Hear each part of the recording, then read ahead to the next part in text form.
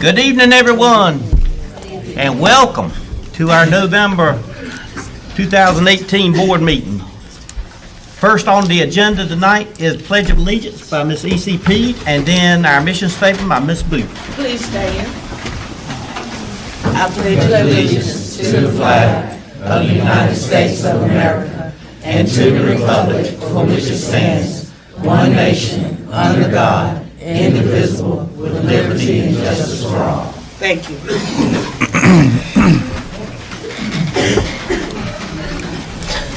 Beaufort County Schools will provide quality educational programs and services to ensure student academic and vocational success.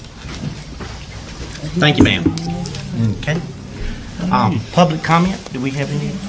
We did not have anybody to sign up for public comment. Next thing is the approval of our agenda. Mr. Doan, do we have any additions or deletions? No, sir. All right, I'll entertain a motion to So accept. moved. Second. All right, got a motion, got a second. Any discussion? Seeing none, all in favor say aye. Aye. All opposed? Motion passes. Next item is public recognition, and Mr. Terry Draper, who just entered the room, will be assisting tonight Ms. Spencer in this event at this time.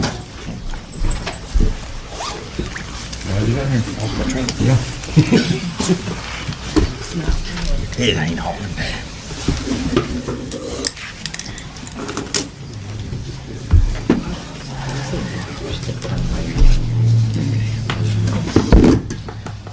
Good evening. The character trait that was recognized in our schools for the month of November is citizenship. The nominees were at the elementary level from Bath Elementary, Jaden Bass; from Chakawinity Middle, Alexis Alligood; from Chakawinity Primary, Zachariah Keach; from Eastern Elementary, Scarlett Resendez; from John Cotton Taylor, William Keach; from John Small, Ashley Cervantes; from Northeast Elementary, Daniel Ramirez; from S.W. Snowden, Zamori Tetterton; and from the EdTech Center, Jaden Tootin. And the winner at the elementary level was Ashley Cervantes of John Small. She will come forward.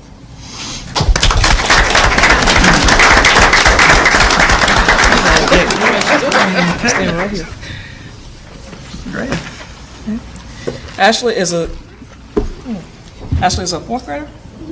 Ashley is a fourth grader at John Small School. Her parents are Claudia Vargas and Hector O'Valley, if they will stand. And she was presented by her teacher, Ms. Dawn Fletcher. She was here, if she will stand as well. And Ms. Fletcher wrote, Ashley is a role model to everyone she meets. Daily, she volunteers to help her fellow classmates when they do not understand or need assistance with an assignment. She is always willing to help her teacher with a variety of tasks, errands, lessons, etc., whenever needed. Also, Ashley demonstrates good citizenship by her outstanding character, as she is honest, trustworthy, and shows integrity. She is a go-to person, as she always works to meet the needs of any person in or out of the classroom. Her outstanding ability to hone into the classroom environment in order to make it warm and friendly is shown on a daily basis. Ashley is attuned to the rules and expectations of our classroom and the school as she follows them to the letter. She never deviates and is always polite and respectful. She is a friend to everyone, and she is willing to work with a variety of students, and is respectful and helpful to the diverse grouping situations in which she is placed. Ashley is very in tune with the needs of others, often putting them in front of her own, yet manages to get whatever task placed in front of her complete, and is successful at the same time. While these are all good reasons for Ashley's nomination for good citizenship, there's one specific trait that qualifies her as a great candidate, and that is compassion for herself and toward others. Ashley advocates for herself by asking questions when she does not understand, is unable to figure something out, or simply needs a boost. She communicates well with her teachers as well as her peers. Many times her peers have either come to school upset or have had something go wrong during the day, and Ashley has a way of helping to make those students feel better. Recently, she went with a student to the bathroom, talked with her until she felt better. Her natural ability to help others, encouraging them all the while expressing herself selflessly, showing kindness to everyone, never wavering because they are different than herself, is why I'm nominating Ashley to be chosen as the student with whom deserves good citizenship. We say congratulations.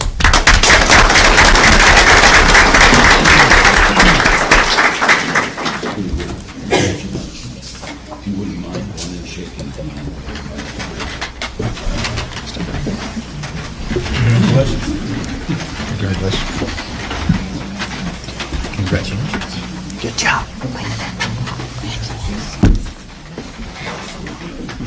Great job. You look stunning tonight.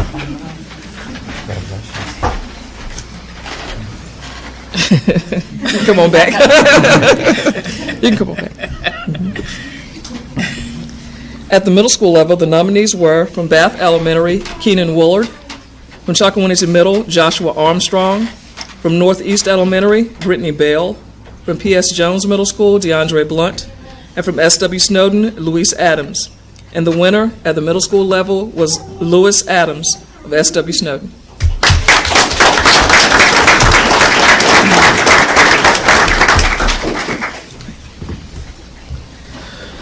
Louis is a sixth grader at S.W. Snowden. His parents are Ken and Gloria Adams, if they will stand.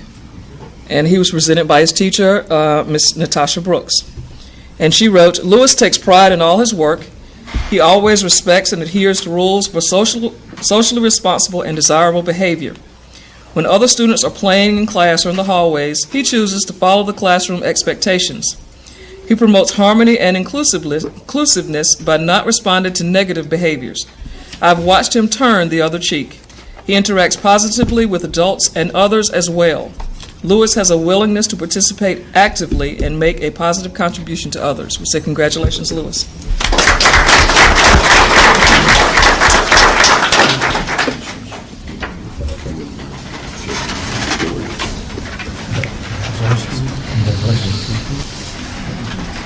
Congratulations. Good job, sir.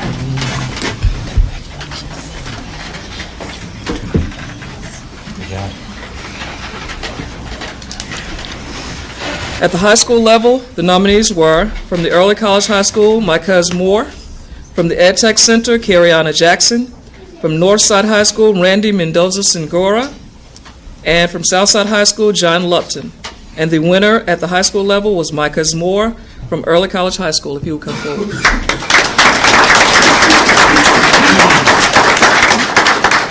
My cousin is a 10th grader at the Early College High School. His mother is Miss Latoya Warren.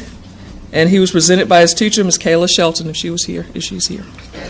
And Miss Shelton wrote, Micah's Moore is currently the president of the Beaufort County Early College High School Student Government Association and Service Club. Micah's is a model student who respects his teachers and administration and obeys all the rules, never having any kind of disciplinary referrals.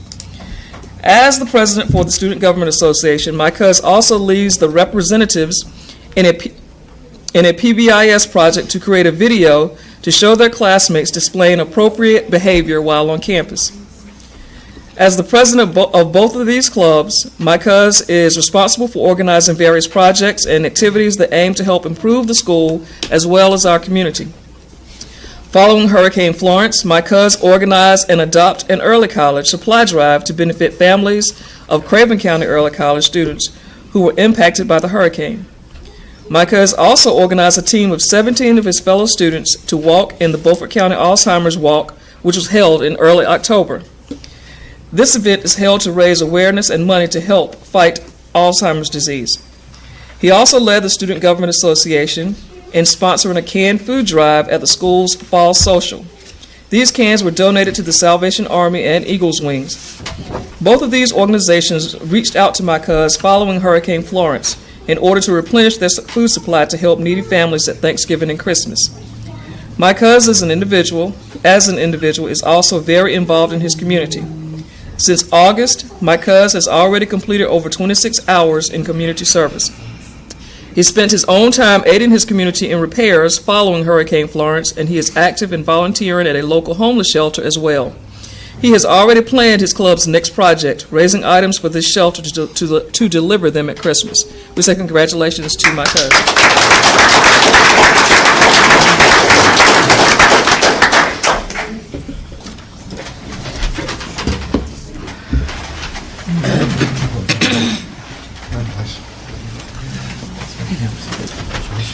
Good job, sir.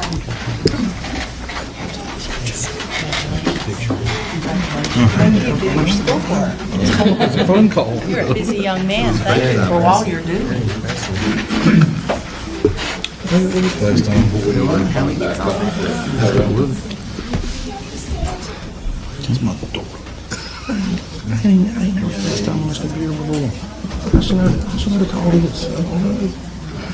You got a link to your iPhone? You ain't got an iPhone.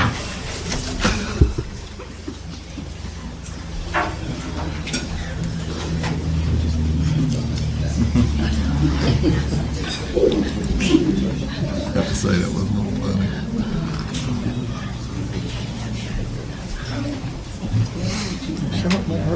It's a nice looking picture. Except for the bookends. The bookends.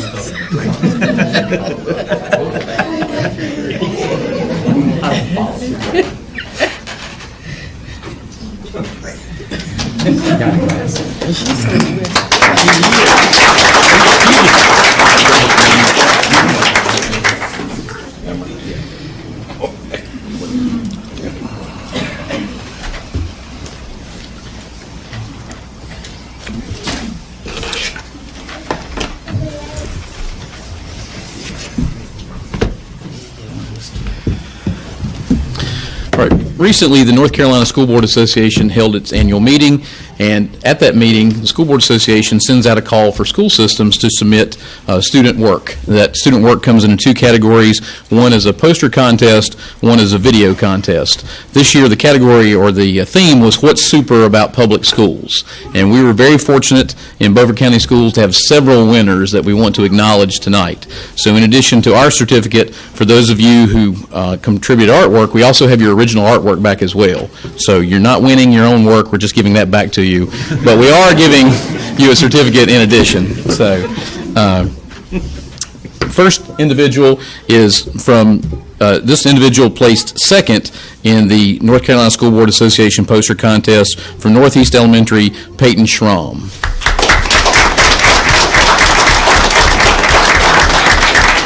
Peyton, you received a certificate from us, a certificate from him, your artwork, and this gift bag. Congratulations. I don't know if you can hold all that there.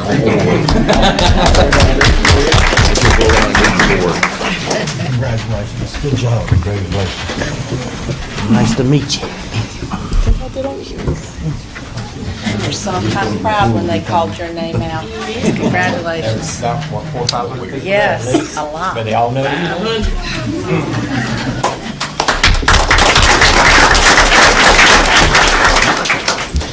All right. Winning honorable mention in the poster contest from Chocowee Primary, Zachariah Bailey.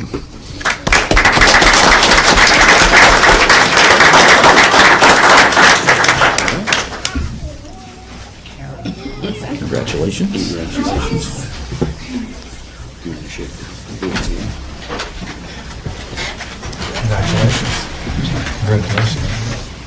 Good job.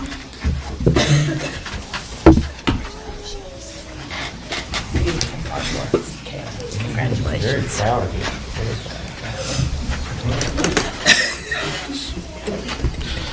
All right. From Northeast Elementary, Ulysses Kovavarius. I butchered that. I'm so sorry. You can tell me how to say it correctly when you come up here.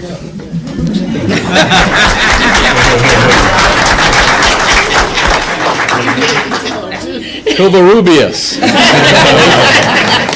That's good, you, sir. Thank you very much.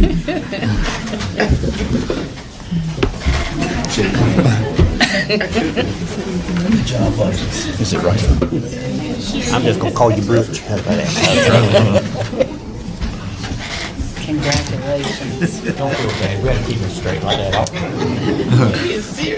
And the last honorable mention, Rosie Riffert from John Small Elementary. Close. Congratulations. Go around and greet the board.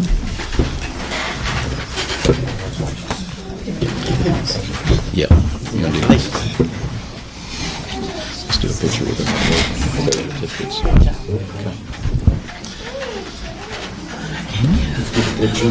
If I could ask the winners to come back up and bring your artwork, we'd like to get a picture with that.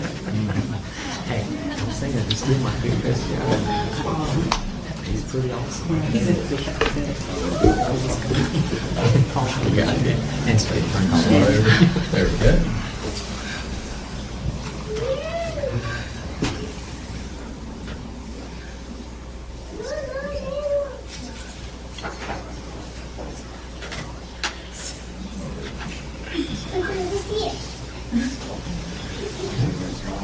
Thank you very much.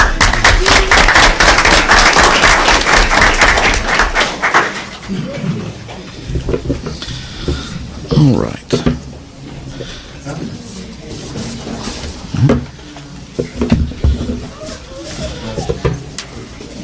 As I mentioned, we are also honored that one of our contributions from in the video category, again, what's super about public schools, one of the 10 entries that were given honorable mention from Southside High School teacher Anna Ramey. If Ms. Ramey would come up.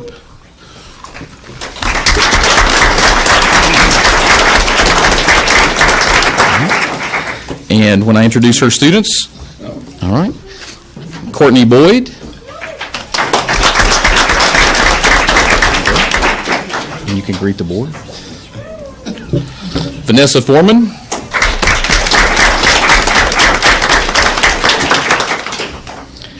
And Darian Hale. Congratulations. And then we'll get a picture all when everybody finishes up. Congratulations. Congratulations. Congratulations. Good job.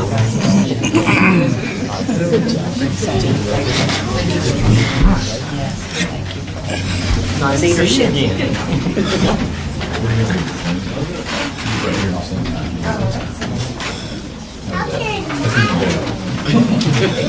No, get a little, duck a little more. No, stand on stuff. No, I'll make it better for him to duck. Okay. I got a little stiff.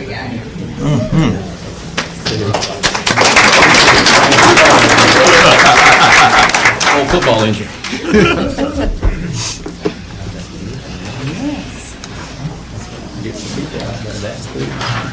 Next is Renee Boyd. Okay.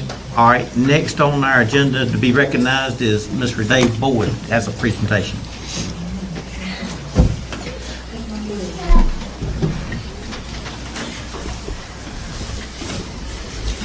Actually, I'm going to turn over the presentation to Amy O'Kane. Amy O'Kane came to the EC Division in Beaufort County in February of last year as our PBIS coordinator, and she's here to recognize 12 of our schools. Good evening. I'm honored to be here tonight to help celebrate 12 of our schools who worked very hard this year with PBIS to earn recognition. First off, a little background about what PBIS is. It is Positive Behavior Interventions and Supports. It's a proactive approach to establishing school-wide behavioral expectations and a tiered level of interventions for students who need support emotionally, socially, and academic. If you've been through our schools in Beaufort County, you've seen the matrices hanging on the walls. Those matrices provide universal expectations for the students, and all visitors and staff know what the universal expectations are for the students. We're excited about the work that PBIS is doing for our county. For the 2016-17 school year, we only had 3 schools. Well, we had 3 schools who were recognized for PBIS at the state level. And this year, the 2017-18 school year, we had 12 schools who were recognized. So we had a big increase. There are 3 types of recognition you can receive. You can receive exemplar, model, or green ribbon. This year, 9 of our schools received green ribbon recognition at the state level, and 3 of our schools received model recognition at the state level. To receive green ribbon recognition, you have to achieve a 70% on a tiered fidelity inventory, which is a measurement of the fidelity implementation of PBIS. You have to get a 70 on that inventory, and you focus on building a strong core for all of your students. So our schools that received green ribbon this year, I guess I'm going to call your names and you can come up. The schools receiving green ribbon were S.W. Snowden, and we went to a celebration in Greensboro Tuesday, and they received their banners. So they have their banners with them. So S.W. Snowden, Chalkawinity Middle School, Chalkawinity Primary School, Northeast Elementary School, John Cotton Taylor, Ed Tech Center, Early College High School, and Southside High School.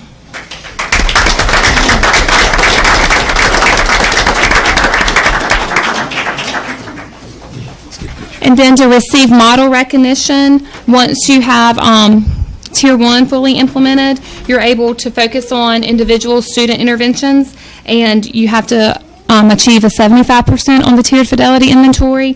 And we had 3 schools receive model recognition at the state level, and they were Eastern Elementary School, John Small School, and P.S. Jones Middle School.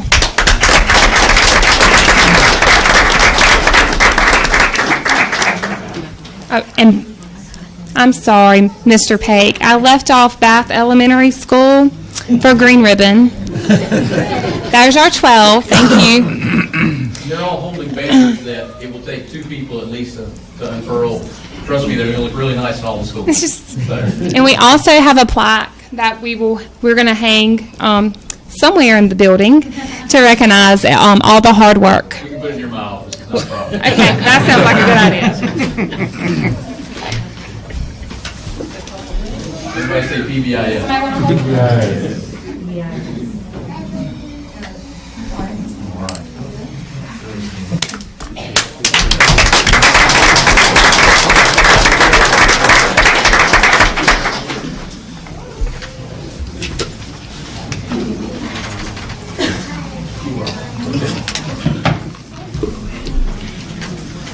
All right. Our last recognition of the evening, recently the North Carolina Department of Public Instruction awarded awards for school systems that either were in the 100% graduation club and or met or exceeded academic growth for the 17-18 school year. So we want to recognize those schools at this time. The first is not only is in the 100% graduation club, but also received an award for exceeding academic growth for students during the 17-18 school year. That is Beaufort County Early College High School, Miss Emily Paik.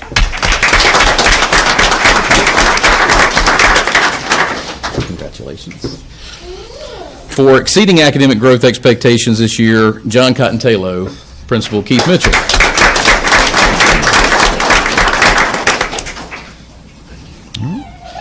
For expected academic progress for students during 17-18, Bath Elementary, Principal Spencer Paik. For achieving the goal of expected academic progress for students in the 17-18 school year, Beaufort County Ed Tech Center, Ms. Vicki Hamill.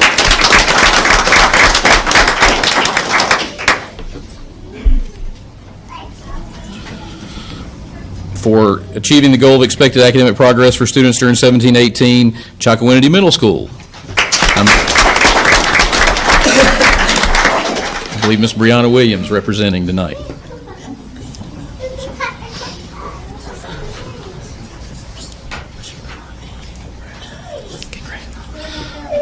For achieving the goal of expected academic progress for students in the 17-18 school year, Chalkawinity Primary, Ms. Alicia Bosberg, Principal.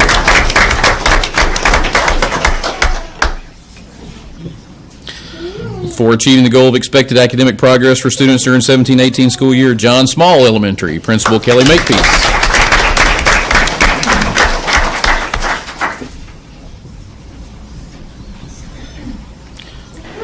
For achieving the goal of expected academic progress for students during 17-18, S.W. Snowden Elementary, Ms. Deborah Winley, Principal.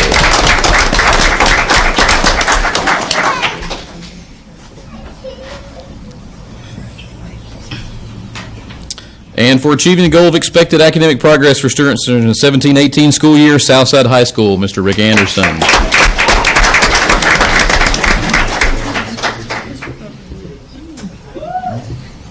You should see the high school principals that didn't get an award.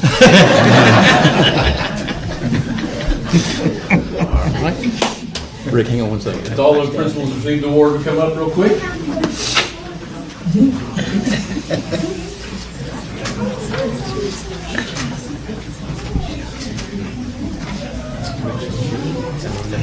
Nice looking group.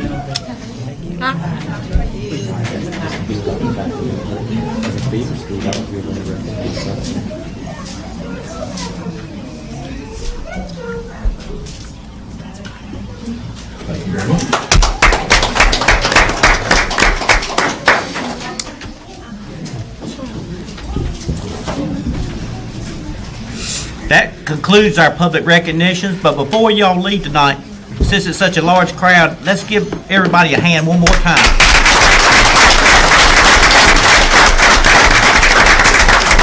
And on behalf of the Board of Education, we want to wish all our visitors and guests happy Thanksgiving. And now is your time to leave if you'd like to leave. All right, Tim. Good night, y'all. You're not again. Sorry, Mark. The man opened the floor. Happy Thanksgiving. See ya.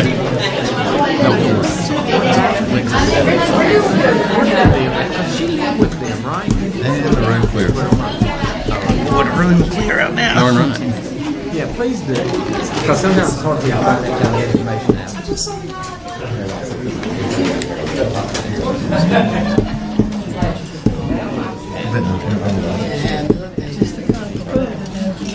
Hey, she is right. Ain't she? Curriculum department. Now, Clem and Wait till she gets Stan when ready. she gets here. That's about it. Good yourself. All right, let me move down here. See All right. what else we got. Trust you right there. I knew it'd be rough talking about that policy. Could get. Hang on. Okay, we're back to normal now, so we're item number 4, discussion, no action. 4.1, donation from the Pierce Group, Colonial Life. Mr. Dunn? Yes, sir. I just want to make the board aware that both the Pierce Group, who the school system gets our employee benefits, this is our dental insurance, vision insurance, life insurance, and other voluntary insurances, and Colonial Life, which is one of the companies that we also do business with through Pierce Group, each company has donated $5,000 to Beaufort County Schools in response to damages from Hurricane Florence. And so we'll be actually using that money to work on some of the repairs needed from Hurricane Florence while we await our money from FEMA. So just want to make sure that everyone is aware that these companies had donated this money to us. Okay, thank you. Item 4.2, fall board policy update. These are just policies on first reading. We don't need to act on them tonight. You know, we get our policy updates from the School Board Association, and these are those that we need to talk about at a later date, but just first reading and make the board aware. Okay, moving right on down to 4.3, board policy 5220. One of the issues that I would like the board and wanted to get some direction on, and I didn't want to make it an action item tonight because I wanted you to have time to think about it and decide kind of how we want to proceed. But if you read number 3 in this policy, the rules regarding fundraising, it states school-wide fundraising projects shall be limited to 2 per year. When I think of school-wide fundraising, I think of a fundraising effort that goes to benefit the entire school as a whole. Perhaps school is going to sell discount cards in exchange for buying computers across the curriculum, as opposed to the second part, which says in addition to 2 school-wide projects, officially recognized student organizations are permitted to conduct 1 annual fundraising. So, for example, ROTC could have 1 fundraiser that would only affect ROTC. It wouldn't affect school-wide. We have been asked, when I say we, myself and the folks in the finance department, could we revisit these numbers because some of our clubs are finding that 1 annual fundraiser is not enough to take care of all the different events that they'd like to attend and to raise the amount of money that they'd like to raise. So I said that I would put it on the agenda and ask the board's opinion if there's any appetite to change these numbers. I can come back to you with some suggestions, but before I did that, I just wanted to see if that was something the board wanted to entertain, or if the board is happy with the way it is right now and we can move on and not touch it. I I don't have a problem with the student organizations. I think that's probably very accurate, especially your larger organizations. They have a fundraiser to go either to a conference or whatever, but then that pretty much takes the entire monies raised, and then they don't have anything. A lot of them also do fundraising things to put something in place at the school, which really is for the benefit of everybody, but that one group is raising the money for. So I personally would like to see them have the okay to have more than one. When I polled our principals, But not unlimited. well, and I had suggested either 3 or 4 because that's what some of the neighboring school systems, and I think depending on the general consensus was, I understand we're in a community that has a limited amount of money, and our businesses and our folks seem to get hit up. And if you have kids in school, it seems like you can participate as much as you'd like to in a fundraiser, but to be in compliance with board policy, I think what our folks have asked for is either be able to expand that number to 3 or 4 as opposed to just 1, and same with the school-wide, instead of doing 2, to expand it as well. But that's certainly up to y'all if you'd like me to pursue that. I agree with Carolyn. I think we need to go back and look at it. But I can tell you this, when this policy was first put in place, our economy was much better. And things have changed a whole lot in this county and this town too. So I think we need to go back because it is putting a hardship on a lot of these organizations within the schools. Exactly. Some of the ag classes will sell something in the fall that's ag related, whether it's mums or whatever, and then in the spring they sell plants. And I think they should certainly be allowed to do that. Well, with y'all's permission, As I'll long as just it bring goes something through. back next Yeah. board meeting. It should route Is that through okay? the principal too, so that they're not Oh, yes, overlapping. absolutely. Mark, I mean, Yes, I don't sir. care. It's fine with me.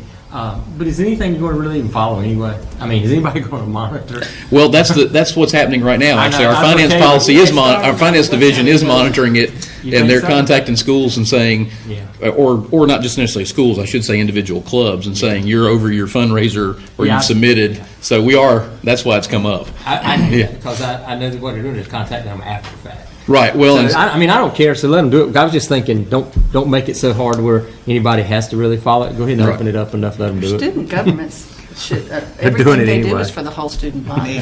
The money's there. okay. All right. Well, I'll bring back some suggestions for next time. Okay, moving down to 4.4, statewide results on testing. Miss Lily?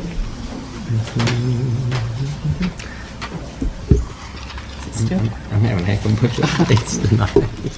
Good evening. Good evening. Hope you find everyone should have a notebook in front of them. We're going to go through this notebook. Really right. Kind of. No. But I want you to know what's in there so that if you want to look at it later. Do you want us to open it and refer to things, or we just use our It would be easier computer? if we just flip through it. Okay. I thought you were joking. Andre, Not really. It's all here too. If you want to follow both, you can, either or. But there's more information in the notebook than what there is on the PowerPoint. Okay. if you don't cover all the pages, I promise I won't ask a question.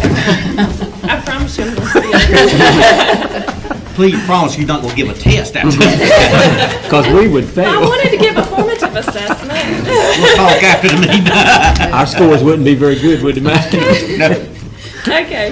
The first thing in your packet after your cover that says Beaufort County Schools 2017-18 accountability data is the actual accountability rules that the state give out.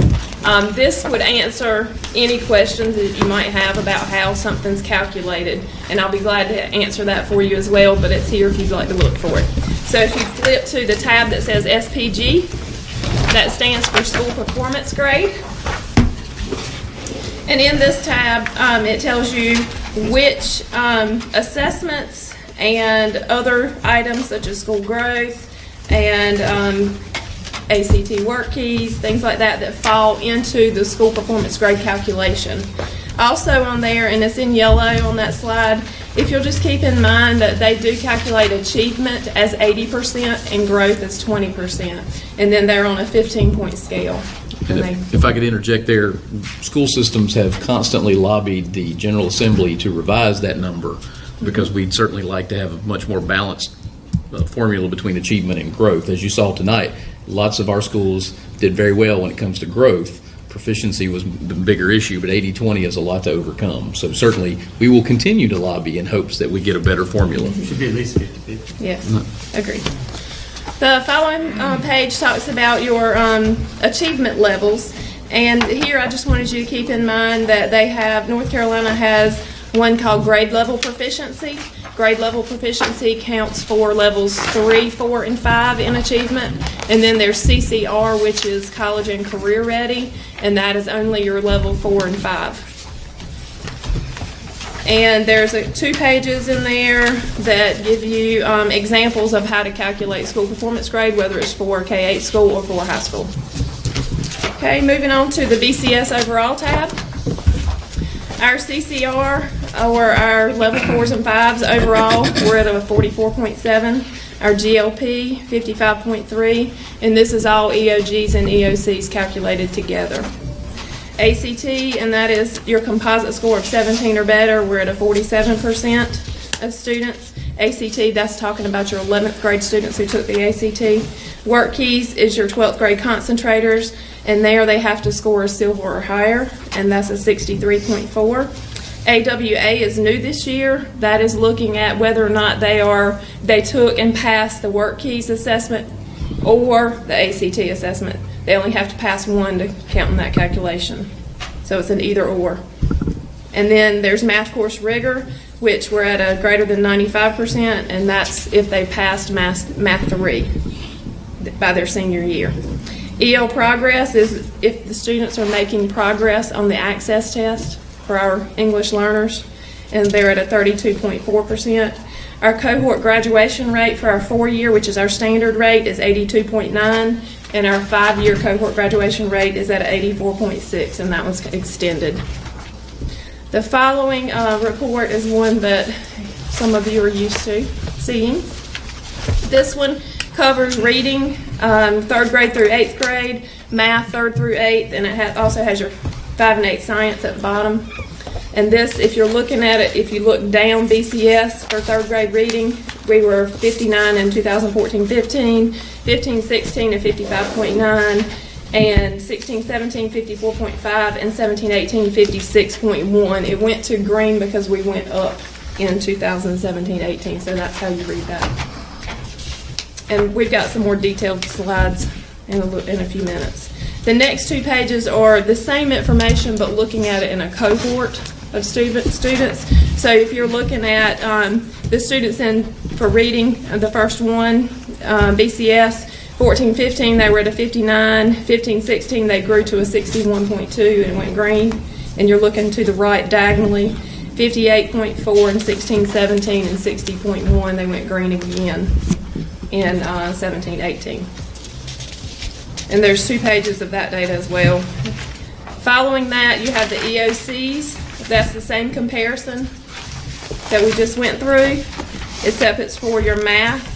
And they call that Math 9-12 now because we're also going to have a Math 3 EOC this year, biology and English 2. Okay, following that, we're going to talk about academic growth for a while, and there's a lot of reports in here on that. That's that indication of progress that a student is meeting a growth measure throughout the past year. And that is either in a not met status, a met status, or exceeded.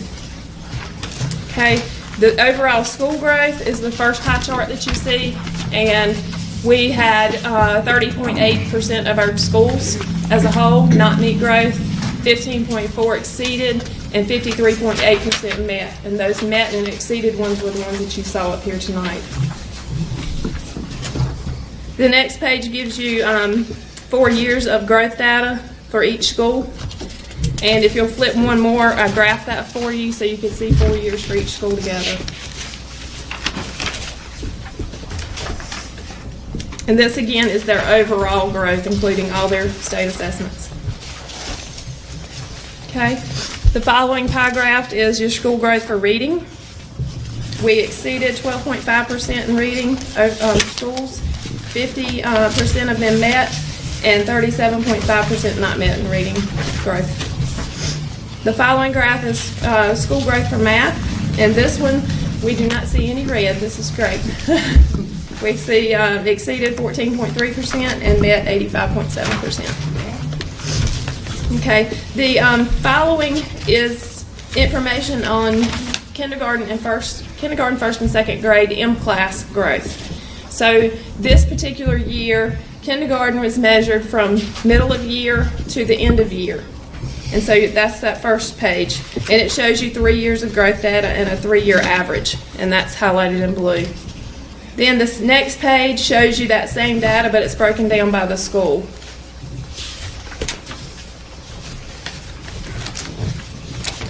And then following that, you'll have first and second grade. First and second grade M-class data is calculated from the beginning of year to the end of year.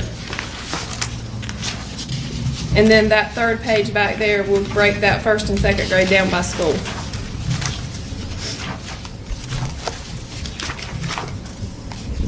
I'll let y'all catch up. Nancy's doing a good job keeping up with me. Okay. The next page you'll see to say district value added, and it's for end of grade math, and you'll see grades 4 through 8 showing there. This is just an overall report showing 3 years of data plus a 3-year average growth measure for the district as a whole in math, grades 4 through 8. They do not calculate math growth in third grade. Okay, when you turn the page, you'll also see grades 4 through 8 math, but you'll see it broken down by school. And then the same thing for reading, except for reading, you'll see grades 3 through 8 because we have a BOG to EOG in third grade. And then reading is broken down by school. Following that, you'll see science, and this is grades 5 and 8 science.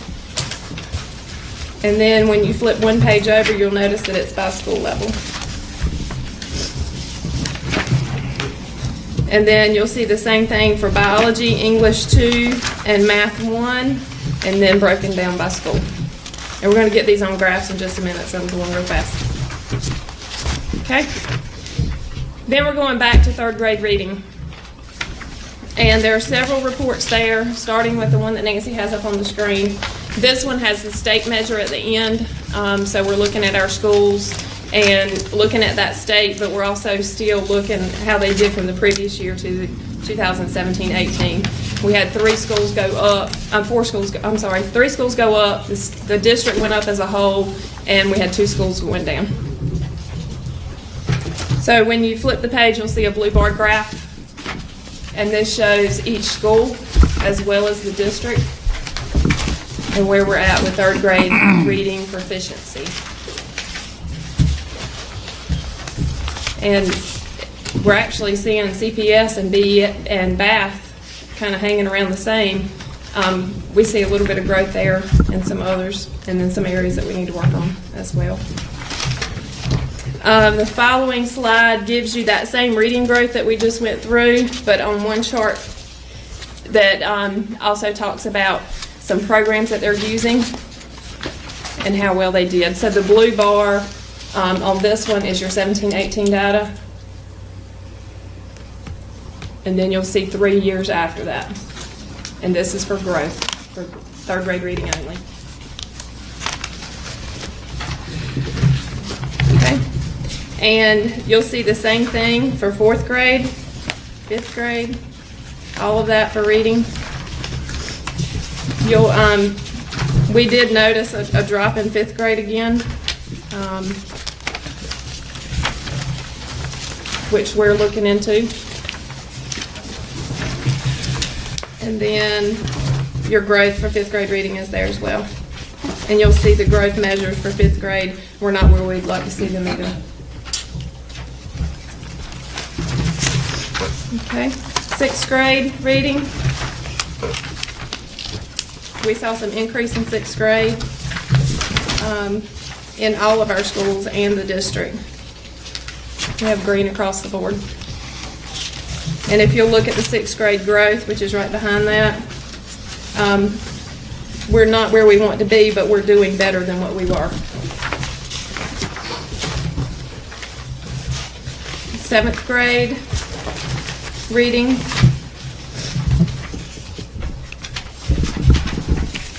And one that did an outstanding job from what we saw was in 17-18, 7th grade reading. Bath jumped up tremendously in growth as well as proficiency. Okay, 8th grade reading. Across the board, we feel like there were some areas, if you'll see Bath in 8th grade reading jump from 52 to 75, which was a good jump. But we also have some areas that we've got a lot of areas to focus on for interventions. Okay, and 8th grade reading growth as well. When you see them alone, you see proficiency and separated from growth. It tells two stories, but when you put them together, you can really get an idea, especially looking at the cohort as well. And then we have the same thing for math. And that starts with 3rd grade.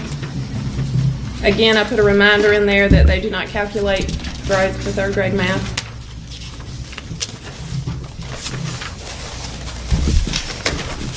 And 4th grade. If y'all have any questions, please stop me.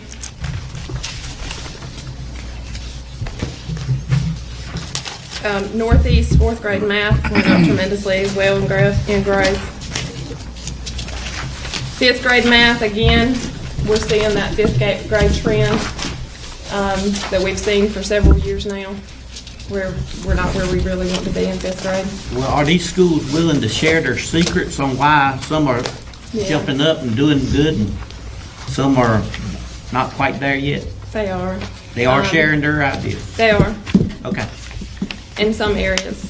And then there's some that I would have to talk with you about individual teacher data that we would need to be in closed session to discuss. Okay, exactly. Okay. Andre, when there's so many that went down in 17, 18, and 5th grade math, is that related to a change in the test? Or I'm just curious. It's changing this year. All of math changes this year. This year, so for that many to go down, I was hoping. I was hopeful it was a change in the test. No, but this year you'll see a change in the test. Worse, maybe. It's possible. Whenever it changes, because teachers aren't usually made aware of what all those changes are in a timely manner, are they, by the state? Well, we actually started working last year on getting ready for the math. Oh, okay. So hopefully we will not be as bad off as we have been in the past when we change assessments, but you never know. Now, I you don't know what they're going to come out with. Roll it down at the last minute. Okay. 6th grade math. Okay, 6th grade math. And moving right along. 6th grade math. If you'll look there, we increased or we were positive growth across the board in 6th grade. And then 7th grade math. We did really well in 7th grade math as well.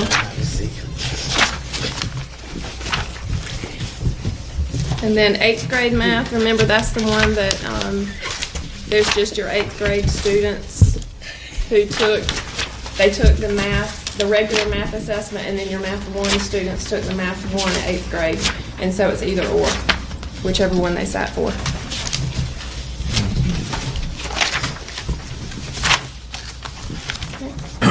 Any questions so far?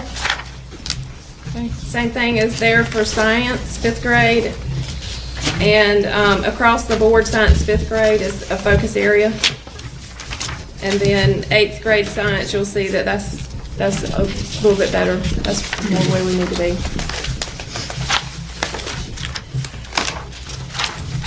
Okay.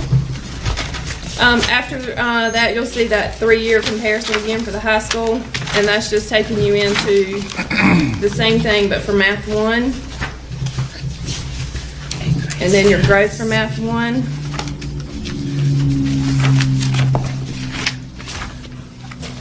And it varies amongst the schools, but overall your math growth is good. You'll see the 8th grade math growth at P.S. Jones dropped, but at Northeast did really well. So it's just back and forth between the high school and the middle school. But that, again, is a focus area that Emily Myers has been working on. And we are with those teachers a lot with the new changes that we've made. In biology, our overall achievement went up. And if you'll look at the growth area, one outstanding thing that we've noticed is Washington High School. Their growth increased tremendously with biology, which was a focus area for us last year. And then English 2. Overall, our achievement went up, but our growth did not look so good. So we look at both of it and then feel like that with that cohort of students, that the growth is telling us that cohort didn't do as well, even though they still had the proficiency.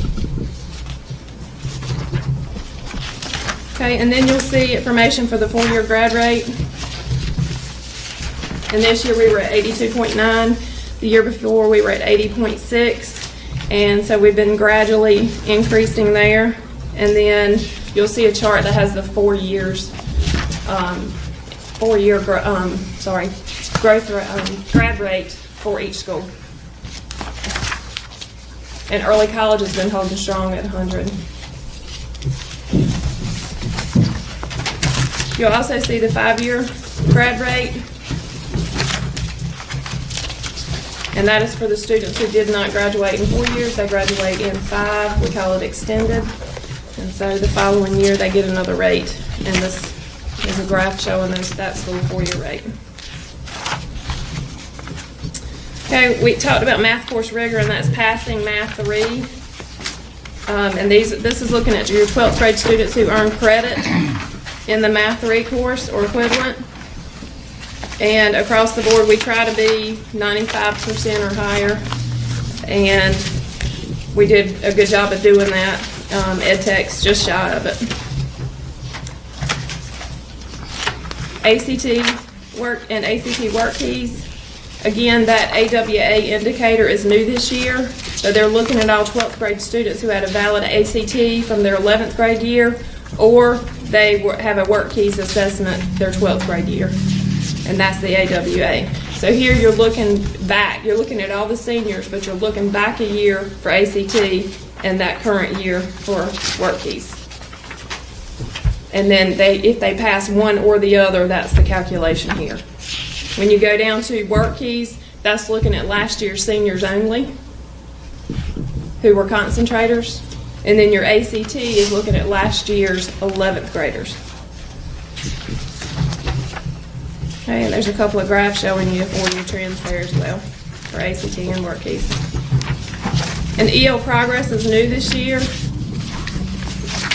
This is the students who are making progress on the access test, which is for our English learners. And so this is new, so we're going to wait and see where we fall. We've got some goals from the state, and they're in here as well. I'll show you where they're at. But so far, we do a good job early on at Eastern. Go ahead and testing them and getting them out of ESL services. Okay. The following tab is low performing. You had these 3 schools, P.S. Jones, Northeast, and Snowden, here already to do their presentation for you. They fell at a level D school, and P.S. Jones and Northeast were at a not met status, and Snowden happened to be at a met status. And if you flip the page, it gives you kind of how they define a low performing school. And basically, it's if they are a D or an F, and they have met or not met growth status. So if they had exceeded growth, they would not then considered low performing. Okay, we also have 3 reoccurring low performing schools, and this is because they had low performing status in the past, and they were Southside, Washington, and Snowden. Also new this year. Does the no mean they're not low performing this year? Correct, not this year. Under 17-18. TSI, Targeted Support and Improvement, additional target support. The AT stands for additional targeted. These schools were This is a new status this year. She's under ESSA. These schools had a subgroup that had an F for that subgroup, and the subgroup's listed for you as well. And then they also have one called TSICU, which is for consistently underperforming subgroups, and they have additional subgroups listed there for the same 8 schools. And then there's a chart after that that kind of tells you how they get into the status and how they get out, their exit criteria. I'm sorry, what does SWD stand for? Students with disabilities. Oh, with disabilities, okay. And I figured it was the students with, but And so once they become TSI schools, the TSICU they look at annually, and that list of TSICU, they're only on a watch list this year. If they remain that same status, they'll continue with that status next year, but it's considered a watch list this year. And TSIAT, they look at every 3 years to come out of. And I gave you some more information on that as well. And if you'll flip to the EdTech tab, if you don't have any questions. Okay. EdTech falls under the alternative school accountability model, and I came and presented that to you one night, and we chose option B for them. And this is just a reminder that deals with student persistence 20%, school achievement 20%, and school growth 60%. The designations for that school or for that status is progressing, maintaining, and declining.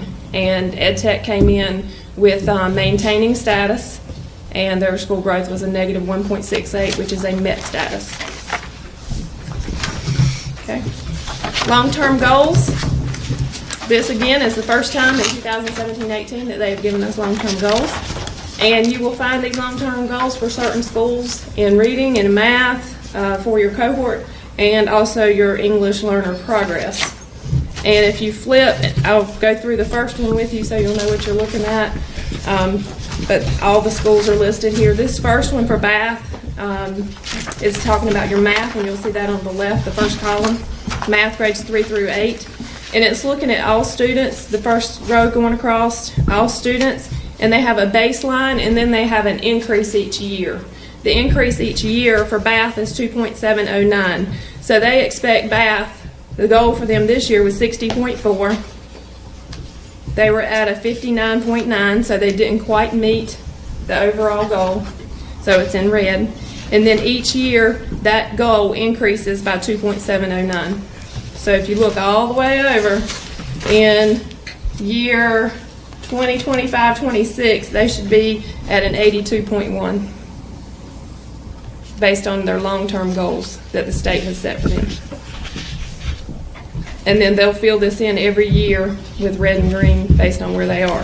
This not only is for all students, but it also is for all subgroups that they have at their school. A subgroup consists of 30 or more students.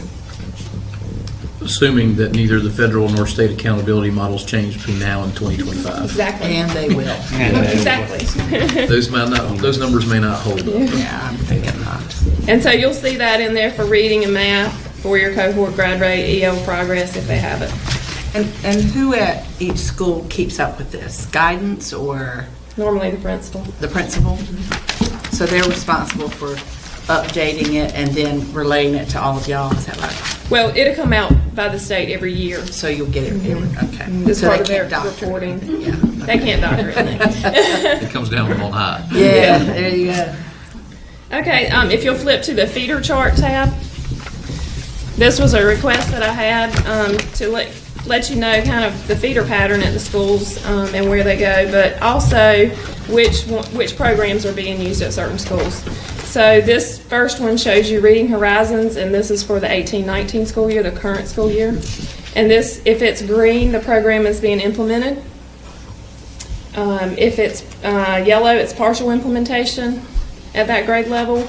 And if it's red, the program is not being implemented at that grade level. And if you flip the page, you will see Wit and Wisdom as well as Eureka Math, and that is for 2017-18 school year, which is the data that we're looking at.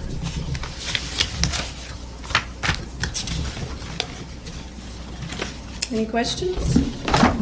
Okay, moving on to the M-Class tab. M-Class Reading 3D, Dibble's next.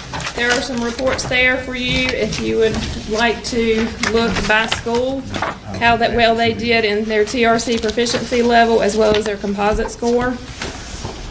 And this shows 15-16 data, 16-17 data, and 17-18, and how well they did from one year to the next.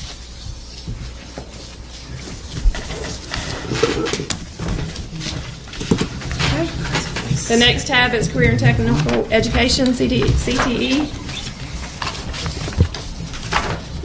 The first slide shows their overall annual totals for each school. So Northside High School, we were overall, all CTE classes, we were at a 75% proficiency. Southside High School was at a 76% proficiency, and Washington High School was at a 55% proficiency, which made us overall for the district 66%. And all our career and tech ed classes that are associated with it. What's the problem there? I mean, what were they? Does this give us a comparison? I believe. Have they gone down or up? That seems so low compared to the other two. It's not in here, but I can get that to you. Oh, it's all right. I was just Okay. wondering if they've been consistently low or if they dropped. You know, I know they've had a lot of teacher turnover in that department. Yeah. And a lot of new teachers, Right. it has sometimes. And they've had a lot in their whole They have. CTE department. They have. And you also have to look at which assessments are tested and which ones are not. Because not all of them are. The next page over shows you agricultural ed. It breaks it down by subject area and what their attainment is there.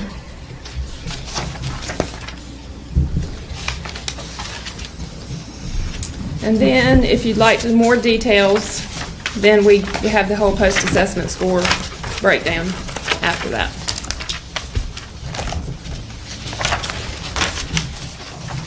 Okay. If you'll flip to the internal results review, I believe I gave you these last year. This review, it tells you everything about the LEA, and then each school was behind it. It gives you all the subgroup breakdowns and everything. I think somebody asked for it last year, so I put it in here. Behind that, you'll see a tab that says additional growth.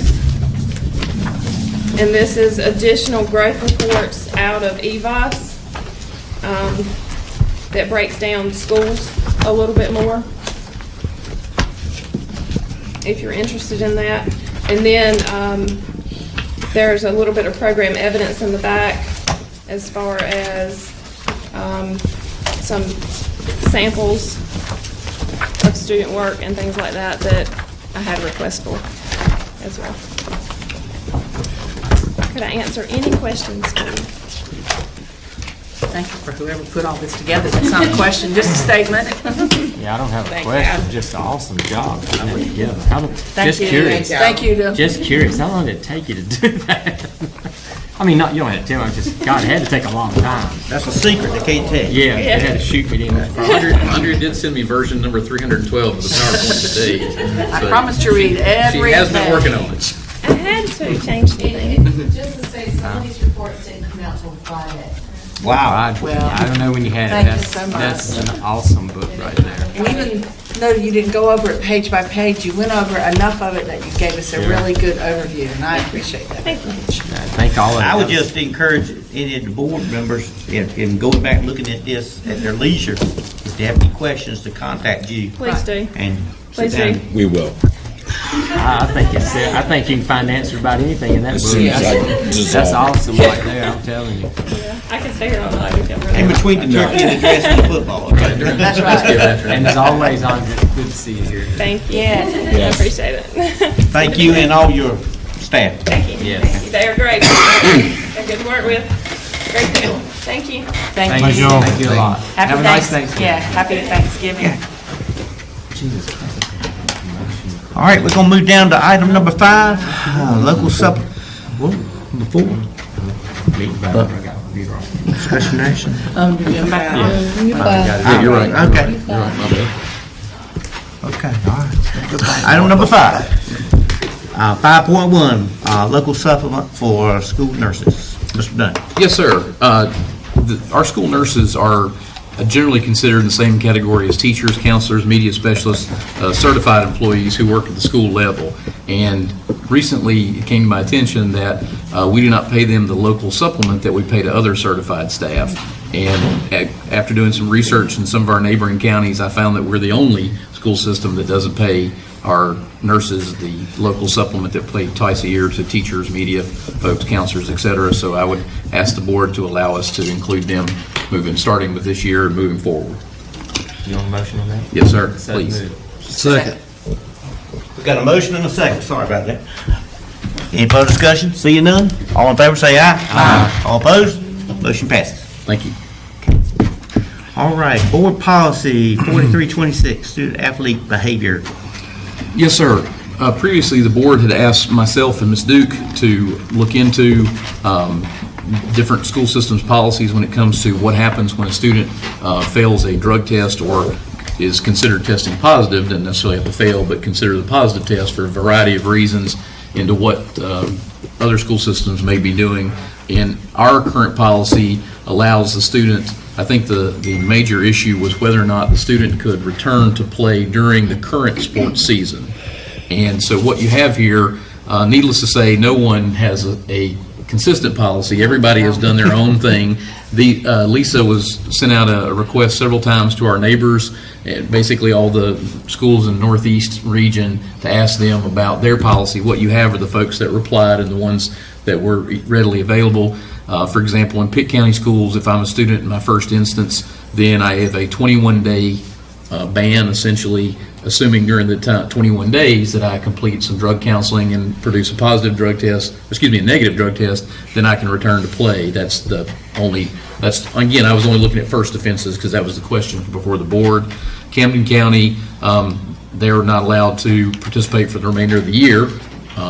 You had Martin County, where essentially the first issue, you didn't have any kind of being pulled out of the system until you had a second instance. And Currituck had a ban of 50 school days. And then Hyde County, again, was another county that just basically said you're not allowed to participate at all. Do you have one you prefer? It's all over the map. I think it's up to the board in terms of, Joe Koch and I went round and round with the high school principals, and I mean that in a good way, but the discussion of trying to track a student, if I'm a student who tests positive in the fall, and then if that's the only sport I play, versus if I'm a student who, if I don't get to play this sport, but I try to come back for the next one, I could claim to be a basketball star knowing that that's my one to get my ban in, but I really want to play baseball in the spring, versus my friend who flunks a drug test in the fall but doesn't play until spring, and so therefore they're going to be in good shape. I mean, there isn't a real way to make it fair and equitable across. There's always going to be a loophole, no matter if we set a date, unless you just simply say no participation whatsoever for X number of days. If you want to make it truly consistent, I guess the simplest thing would be to say, if this is my first positive drug test, then X number of days. But even then, you're going to get into, if it's a 50-day ban, if I don't play until the spring or the following year. I mean, there's always going to be a loophole to that, I think. If he's not in the sports, he don't play. He don't start. It starts when he starts the sport. Well, you certainly could do that. The initial drug, if I remember correctly, the original drug policy said that once they took the retest and the class and that kind of stuff, that they could go back. They could go back basically immediately. The problem that was I don't think they can go back immediately. I think I'm not talking about the policy we got now. I'm the old policy. The old policy. And I'm going by memory of when my girls played ball. But the reason this policy was written was because coaches were having problems with kids failing a drug test, going and taking a retest and doing the class that they had to do, and then coming back within 2 or 3 weeks and expecting to be able to be put right back on the team and ready to play when somebody else is taking their position and that kind of thing. And it just was causing issues with the coaches. And that was the feedback I got from it. And so that's the reason it was said that if they fail a drug test, they're done for that sports season that they're playing right then. And then they can come back for the next sport that they play. And whether, if they're a football player and they don't play basketball and they play baseball, then they're good to come back and play baseball. And But if they're a football player and they can play basketball, if they go from one fall sport to another fall sport, basketball is not a fall sport. well, a winter sport. Yeah, But I mean, that's a different it sport. overlaps because you start trying out and having basketball prior to football being over with. But it's a different sport. Right, that's what I I'm mean, saying. So you could still play the very next sport, Right. Yeah. not a Yes. spring sport, but you could go from a fall to a winter sport as the policy is now, correct? Yes. So do we need to change it at all? Absolutely. I don't think so. I do. Well, I was gonna say, I mean, the time these to are go- supposed to be our elite students, our athletes. Everyone in the school is supposed to be looking up to these kids. What message are we sending, failing a drug test, and allowing them to play at all for that given school year? What kind of message are we sending? Well, I I mean, I hear where you're coming from, but I also know that they're not adults, and I don't want them to have 5 chances. But I also, if you make a very bad choice the second week in September, and you are not going to be able to do anything else, and now some of these are like school clubs, some of these are pretty stiff if you read through them. I think you're taking away any motivation they may have to improve their character and their choices. But I understand where you're coming from, but I don't want them to say, well, the whole year's a wash for me because I can't do anything else. If you do that, they won't go take the class or do anything. They'll just quit altogether. That's right. And another thing, I think there are some kids that play sport that stay in school because they play sport. That's right. Right. And I think if they do mess up one time and they don't have an opportunity to go back, I think you're going to see them quit. That's what will happen. And I agree. I say we don't change it at all. I think we the second strike in there, if I remember correctly, is 365 regardless of anything. Isn't that correct? Yes, that's right. But I mean, I like the way the policy is written. Currently. Yes. Yeah, right, okay. And Mark, can you share some of the feedback? I don't need to know names or anything, but can you share some of the feedback you got from the high school principals? I think for the most part, I believe they support our current policy about the student not in the same sport. I mean, they understand that 2 students could both fail in the fall. One student plays a fall sport, one doesn't, and so therefore there's a little bit of an advantage for the kid that doesn't play a fall sport because he's not really going to suffer since he doesn't play. Assuming he does his counseling and has a positive test by the time whatever sport he plays rolls around. But I also think most of them feel like that if you're caught while you're playing, that there should be a little extra penalty that you don't get to come back because you're doing it in season. Right. So I don't think there's I don't think there's a huge outcry from them to change the policy. But I also recognize that there are going to be kind of 2 standards, but that's what we already have, 2 standards. Right. If you're not playing now versus if you are. Okay. I'm in agreement with Butch. I don't have a huge problem with the policy the way it's written. Our attorney is here. Are we missing the boat on something, Ms. Edwards? I don't know because I didn't know you were discussing this. Oh, so you didn't review it? Didn't actually Okay. review the policy or anything. Then strike my question. Struck. Mr. Chairman, I make a motion we keep it as it is and just don't change it. Second. All right, got a motion and a second. Any further discussion? Seeing none, all in favor of the motion, say aye. Aye. All opposed? We'll keep it as is. All right. 5.3, board policy, naming facilities. Mr. Dunn. Yes, sir. The question came up at the last board meeting about our policy 9300 that specifically prohibits the board from naming facilities or any facility after individuals. And so what I did was, again, scour our neighbors to see what I could find in terms of their policy when it comes to 9300. And I will tell you, there are some folks that have the exact same policy we do that just don't have that line in it. That's the way that school system has decided to solve the issue. Our policy 9300, number 3 reads, no school building or any portion of a school building or grounds, including but not limited to the gymnasium, classroom, or athletic fields, will be named after an individual, which prohibits the board unless they choose to set aside the policy to do so. Some school systems just don't have that sentence. They have everything else we have minus that, which doesn't prohibit them, doesn't give them any guidelines either. It's just not in there. What I have on board docs for you is from the various counties that do have addressed this issue, and most of them have just guidelines. If you see for example, in Pitt County, if they choose to name a facility after someone, it must be at least by 2/3 majority of the board. If you go to Washington and Hyde, then there are some areas, the qualifications that a person must meet in order for the board to name them, but it doesn't give you any direction about a number of votes or some majority rules. Same thing with Dare, same thing with Craven. They both allow it. They just have some more in-depth details on what kind of consideration they would give to certain individuals. So this board could elect to have criteria for naming, like some of the other policies do. This board could elect to leave the policy alone and choose not to do it whatsoever. You could simply strike that from your policy altogether, which would not prohibit you. Then the next time there's a request, it's certainly up to you. But if you want criteria, here are some examples of criteria. If you don't, I mean, there's Washington High, the criteria you can see is a couple of sentences. You get into Dare and Craven, there's a great deal of criteria for how you would name a facility after someone. It's completely at the board's pleasure how you'd like to proceed. I read through these, and I like 2 or 3 sentences from each one.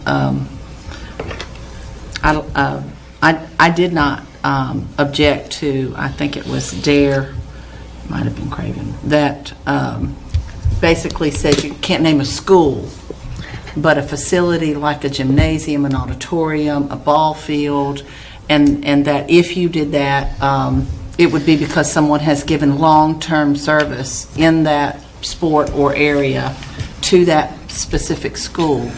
And we know this is going back to Northside High School, but some of the criteria they use is very fair and still requires a majority of the board to vote. But if this individual has given remarkable contribution and significant accomplishments and endeavors for the school system and the community, I think that's an honor, but not put it on any school building. I agree. We don't need to put it on a school building. I don't have a problem with athletic fields or gyms or gym floors. I like the Dare County policy. I think that's the one you were referring to. I thought that was very fair, but it gets very in depth, and I don't know if I say it gets too in depth, but it gets very in depth in describing the type of efforts that the person would have to be, exactly. and also says that it can't be an active member or coach or school employee or something. That is, it's got to be somebody that's either retired or deceased, I think.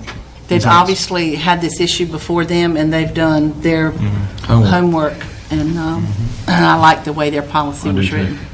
And it also talks about an individual who makes a significant financial contribution or donation.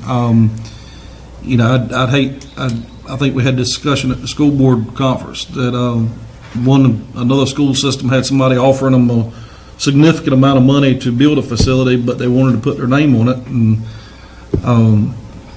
I'd hate to tell somebody, no, we're not going to take your money because we don't want to put your name on it. So, and the board, the policy of have it written now does kind of tie our hands in that position. So. What policy did we apply to when we named the Washington High School, Jim? I think. I don't know. Was it not this one? I believe you just voted to set aside $9,200. It was 93? Yes, ma'am. Okay. I believe so. Right. I think you just waived it at the time. It did, and that request had really been, I guess, batted around for quite some time before my time on the board that the policy got revamped. They just set it aside. I'm pretty sure. I don't remember the details, but I think that's what they did. What we did. You'll just go with Dare County? I'll make that as a motion to go with the Dare County policy, or to reword our policy to match the Dare County policy. I'll second that. Okay, got a motion and a second. Any further discussion? Just one. Might it be a good idea for us to involve Kim before we totally approve the new? Well, we have to write a sample. You still need to go through first and second reading. Right. So between, I would like to review policy. we would like for you. I would like for her to. Just need to get everybody. it. Yeah. Okay. Would make me feel better. Can I ask one more? Well, I guess we can vote on this first, but then I have another question I'd like to ask. I think I know what you're going to ask. All right. All in favor of this motion, say aye. Aye. All opposed? Motion passes. Can we go ahead and let Charles know that he can proceed? Or do we have to get this approved, or can we? Well, technically, we haven't changed the policy, so right now you'd have to waive it, and you'd have to waive 9,300 and approve it, because we haven't changed it to allow the board to, until this is changed. Can we make a motion to waive it then? We've done it before. I make a motion that we waive the policy as it is to approve the north side request. Second. Okay. Thank you. Got a motion and a second. Any further discussion? Anybody? All in favor of this motion, say aye. Aye. All opposed? Motion passes. Now you can Okay. All right, then I'll bring back I'll work with Kim to get a different policy. Work it up. Okay. All right, appreciate it. Thank you. All right, okay, all right. My computer jumped around a little bit here. Number 5. Okay. All right, capital update. Mr. Hudson. You can go. He ain't gonna go. Butch, I'm gonna do that in just go ahead. I want to finish this. I had to go check on, make sure everything's fine. The water's I'm gonna go behind and make sure. Okay, we're gonna do all at the same time. Well, I can't go in your department anyway. So that's right. I try to wait to close this. Good afternoon. Good afternoon. And How you doing? Butch stepped out, but you can go ahead. Go ahead. All right. Start off with the update for our capital update. It's titled 1819 Capital Projects. Northeast Elementary, the athletic gravel parking lot's been completed by Dudley Landscaping.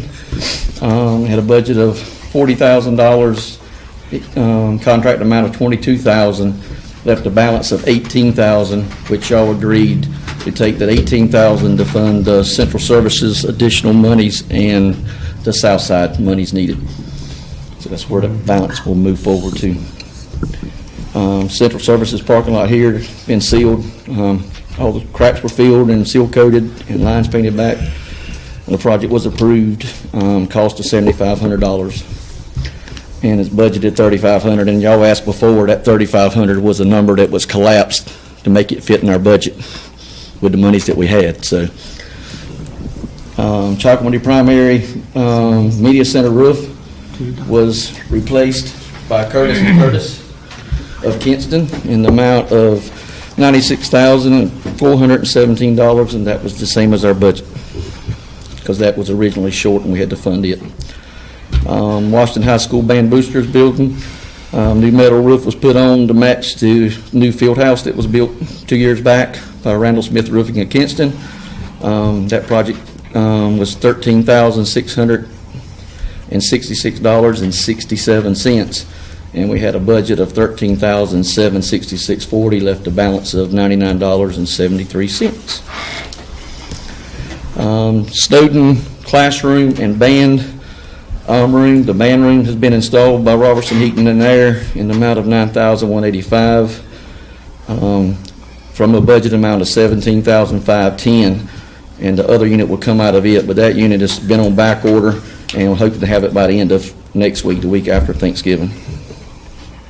Chalkawindy Middle School Media Center has been installed, air conditioning unit, 2 units in there in the amount of $10,700, and we had a budget amount of $11,000, which left a balance of $300. Bath Elementary Office HVAC was installed by Advanced Air Solutions of Washington in the amount of $5,519.96, and we had the same amount budgeted.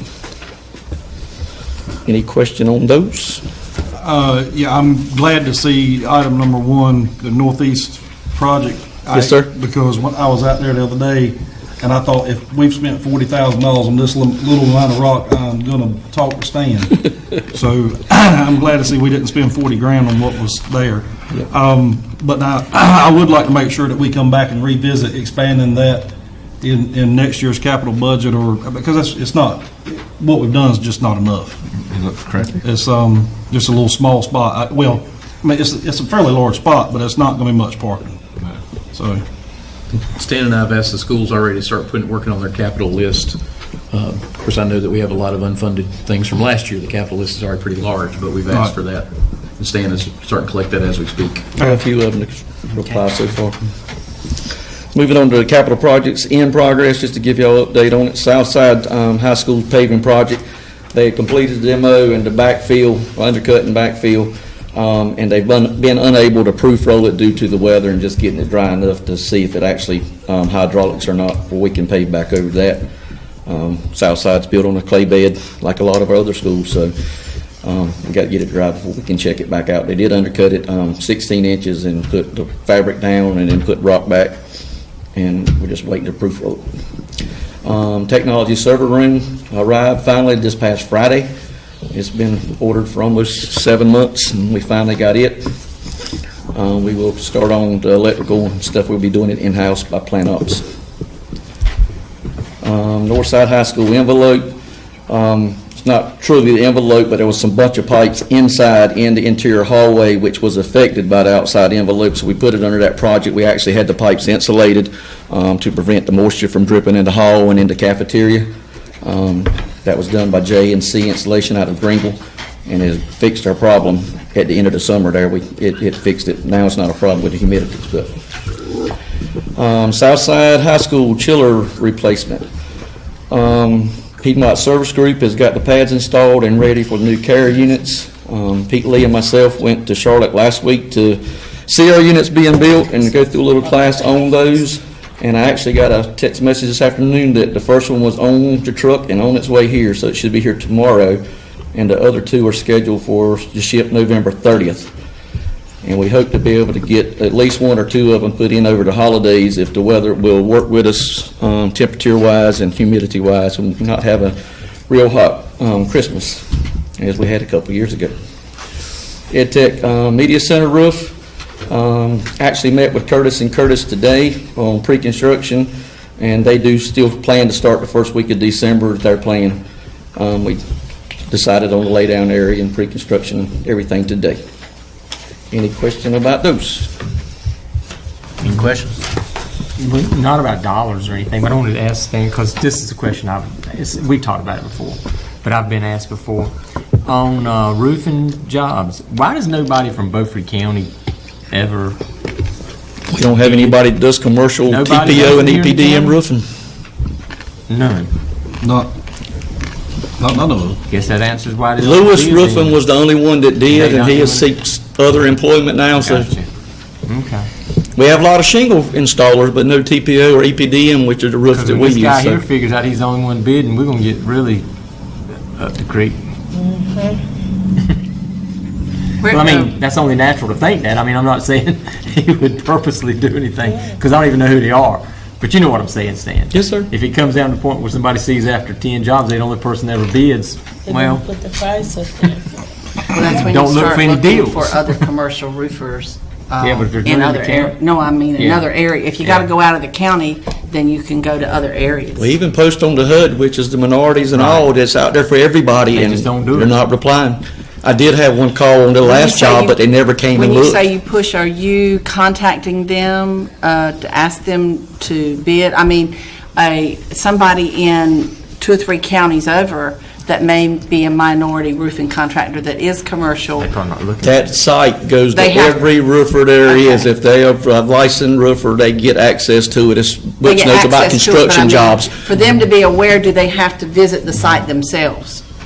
Now, they don't have to visit the site. They could bid off the RFP, but they have to bid. They get I'm an not asking it email. right. They get an email notifying them that there's jobs up there. That's what I mean. Yeah, they should be, if they're set up through the HUD system, they should get They notifications. should get notification. That's You what I get wanted to. every job in the state of North Carolina that involves a roof that's posted on HUD. Right, okay, good. Okay. I mean, I didn't know there weren't any. Yes, sir. So if they're not, there's not. We just started the HUD 4 or 5 months ago back. We hadn't been doing the HUD, we've just been doing our website and doing local bid invitation, sending them out by email. Lisa was sending them to the ones that's bid on our past jobs, plus the ones that hadn't even bid in a while, but just some of them's got more work they can do, especially now, everybody's flooded. So a lot of problem we're seeing right now is that so many contractors are just busy. Yeah. And they don't want to mess with this work. So Right. Because it's. Yeah, plenty of hurricane repair. They do. They I have mean, all they can I was handle. just thinking that, Sure. eventually, if I have to print up the RFP and carry it around myself and hand it to them, we got to find somebody other than one company, or the prices are not going to be good. Moving on to action, is that cool?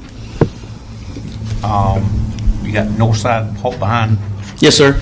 Okay. All right, north sidewalk behind Scrubber. We were not able to obtain quotes that would fit in our budget.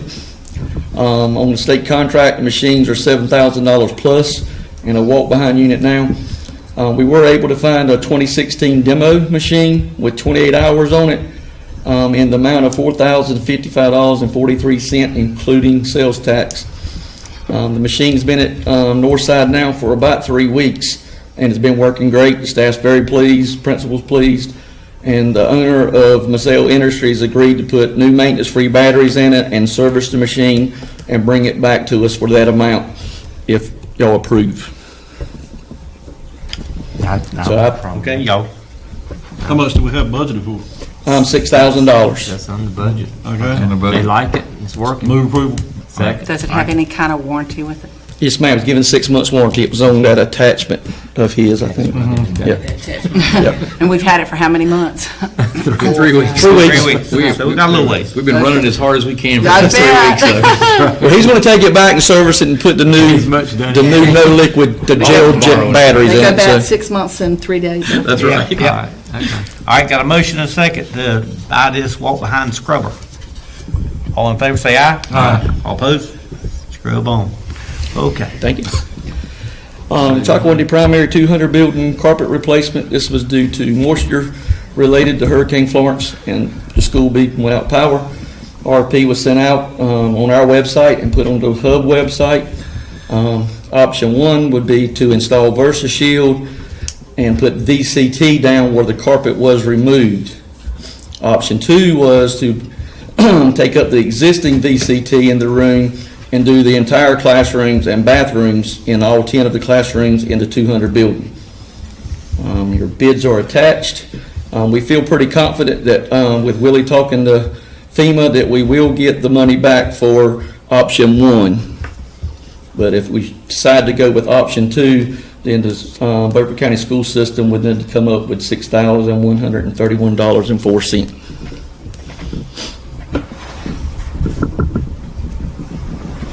Can you put it Feeling of the together? group? Can you put it together where it won't be a?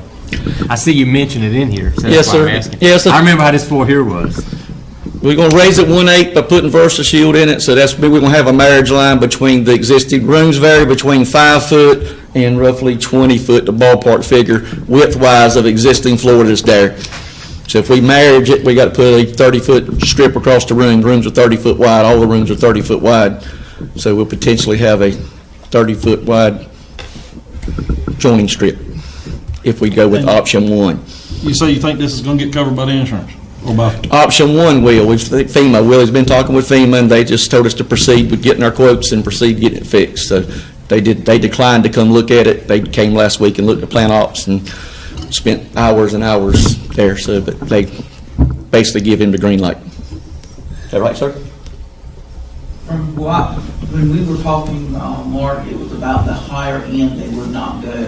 That's correct. They basically would allow us, and again, nothing's final because everything is contingent upon paperwork and approval from the feds, but we asked the question before we sent the RFPs out about if we basically gave them the 2 conditions, which one would be replacing the damage and one would be replacing it with a little nicer, and tried to explain the difference. And the answer was we can almost guarantee that we can replace it. If you decide to go above and beyond, even if it's for a good reason, chances are there'll be a price difference that we'll be on the hook for.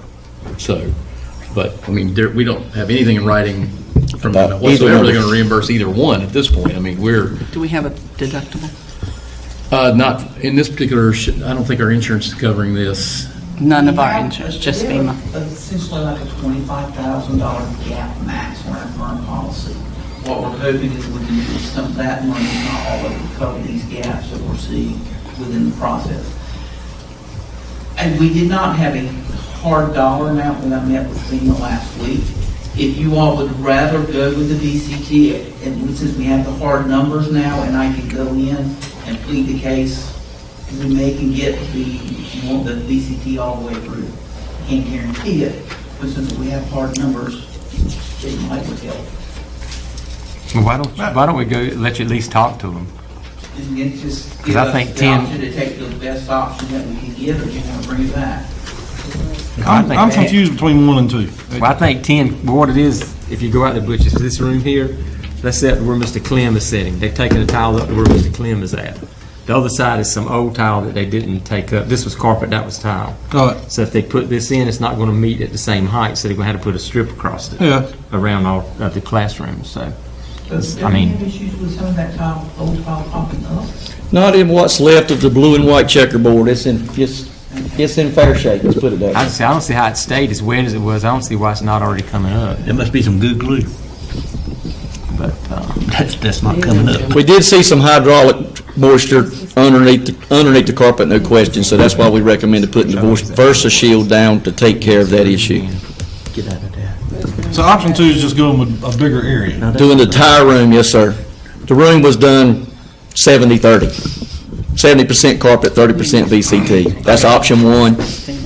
Option 2 would be doing the entire All the room. carpet and VCT and replace Taking the red, make it all one color VCT. How old is the VCT that's there? 90, I think it was built 94. yeah, it's pretty old. 93, 94, whenever the building burnt down, it was built back. Yeah, the only issue I have is trying to meet it together. We have 10 classes of kindergartners and students and teachers. How'd they meet the carpet and the tile prior to the carpet coming up? A rubber ledger They strip. had so they already had a transition strip, so it's not going to be Right. something new. I figured they had to have something. Do what? We could use it to argue that it was stone level, it's already been. Right. Right. I got it. But I'm just saying, but whenever we're starting from scratch, so just because we didn't do it right first time, don't mean y'all do it wrong again. Yeah, because they definitely have been wanting to get away from the carpet for years because of pre-K and juices and you little don't need kids carpet. getting sick, and they definitely want to get away from the carpet in all the classrooms, so. I know we need to do the work, but do we have any extra money? I mean, if FEMA says no, where we get We'll this? probably be taking the bulk of this, well, the $10,000 donation that I mentioned earlier tonight will go towards this. The rest would come out of our local fund balance for the time being, hopefully be replaced with Until we get FEMA our money. money back. How long does it take FEMA sometimes? Well, Matthew, it took us about a year to get our money back from Matthew. That could be a while. So we're going to But I drain guess- some of our monies to do this up front, not really knowing when we'll get That is correct. repaid. But that's the way it is with FEMA every time you ever do anything. It is. But I mean, you said you feel pretty confident we'll get option 1, but not as confident on option 2. Willie Mack feels very confident about number 1. He has no children, the same as do, so I don't consider that. I want to ask him really bad. Well, here's the option that you do have. You're going to do something because you currently have nothing but glue on the floor. That's right. Yeah, And we're complaining every day. We do feel confident that we will get reimbursed number 1. So you For got what to it's do worth. something. The other one, we could be on the hook for the difference of $6,600, something like that. $6,131.04. So it's possible we could be on the hook for that. I feel like for the money difference, I would do it all, but I second that. I'd make it right. I didn't motion that. Then you ain't got to worry about it later. You did. The other issue is that the tiles that are there are old, it doesn't even pop up. Later down the road, I was right? there to stand the day they took the carpet up. I have no idea how the tile is still on the floor. Now, once you install the wet as it tile, was. there's a cost for waxing all of it. Is that, how much is we going to be on the hook for that? It's figured in our custodial budget. Kevin said he thought he could cover it with no problem and no additional cost to the school system. So we've done real good so far in the year. The custodians want tile. They don't want Yeah. the carpet. Right. I thought it was a larger fee for waxing. Yeah, it will be. Okay, what's the feeling of the group? Well, there'll be a large place to wax than it was. Well, Terry said I made a motion, so Sounded like it. I'll make a motion. We go with option 2 for covering by designs. And start begging. Yes. And I'll I'm second going to the begging recuse motion. myself from the All vote. right, got a motion and a second. Any further discussion? Mr. Chairman, I'm going to recuse myself from that vote, please. Okay, all right. Let that be in the record, Ms. Allen. All right, all in favor of this motion, say aye. Aye. All opposed? Motion passes. But now, that was just for what we're going to do. Are there some bids attached to this or something? It was included in the. Yeah, I saw, but which his was, motion. who was it? He said it was attached. It was covering. Covering by design. Yeah, they're the low bid. Covering by design and chemical flooring. Oh, okay, I got you. Let's go to yourself. Okay, anything else, Dan? Yes, sir. Okay. All right, thank you. All right, I now need a motion that we go into closed session, and after that motion, we're gonna have a brief 3-minute break. Not 5, 3. 2.5. 2.5, okay, 2.5, all right.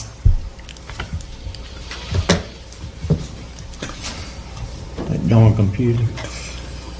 Sorry. They're contrary tonight. Have I got it?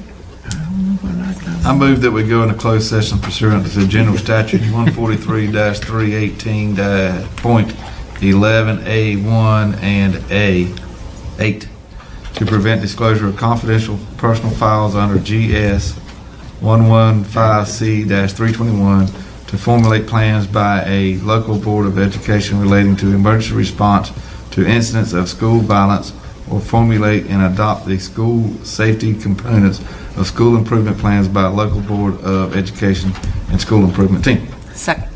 I got a motion and a second. Is that what you plan on saying? I wanted to, I felt like TW was down there and he'd take care of it. She was punchy.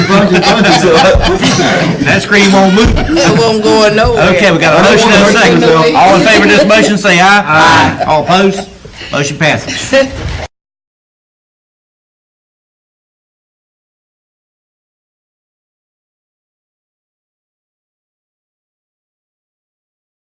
Okay, we're back in open session, and first item of action is our personnel that we've just been presented. So moved. Second. Okay, got a motion and a second. Any discussion on this? All in favor, say aye. Aye. All opposed? Motion passes.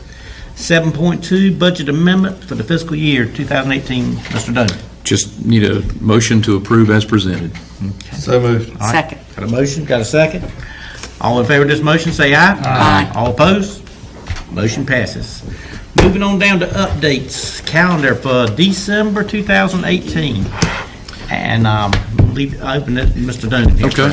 Well, we have the remaining, you've heard from the 3 low-performing schools. We have the remaining schools. We now finally have the last piece of data from the state. I would like to schedule 2 meetings in December if possible. One to have our principals come in and finish talking about. At that same meeting, they won't go through the school improvement plans. You'll have them to read ahead of time, but we'd also need the board's approval. So we'd essentially do a meeting that was basically nothing but school improvement plans and school test data.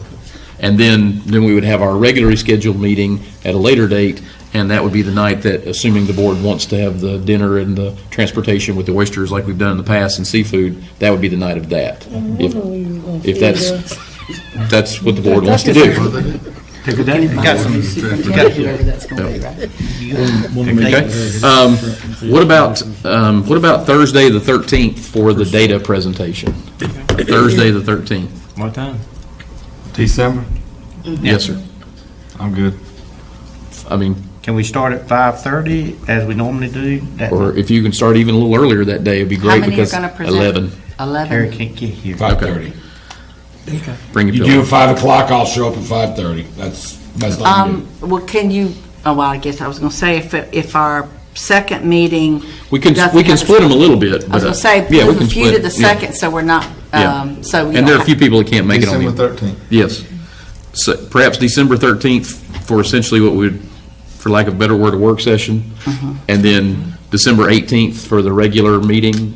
The which date? 18th? 18th. That would be the night of the regular meeting / board dinner.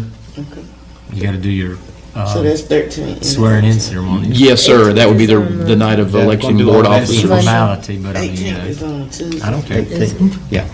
Or Yep. or the 17th, Monday, which, Where you doing that? Just what time? again, 5:30.